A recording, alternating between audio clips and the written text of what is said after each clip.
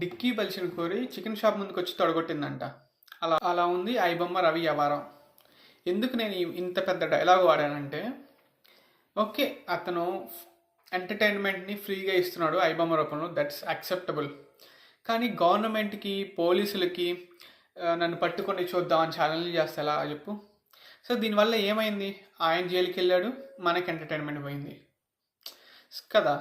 So ఏదైనా సరే ఒక మంచి చేయాలనుకున్నా, చెడు చేయాలనుకున్నా మనం ఒక పద్ధతి ప్రకారం చేసుకుంటే చాలా మంచిది అని నా ఒపీనియన్.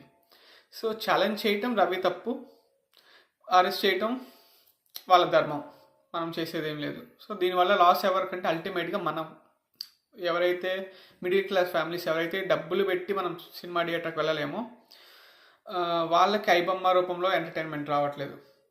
సో ఫైనల్గా లాస్ అయింది మిడిల్ క్లాస్ పీపుల్ అని నేను అనుకుంటున్నా. మీరేమనుకుంటున్నారో కామెంట్ చేయండి, సబ్స్క్రైబ్ చేయండి. Thank you so much.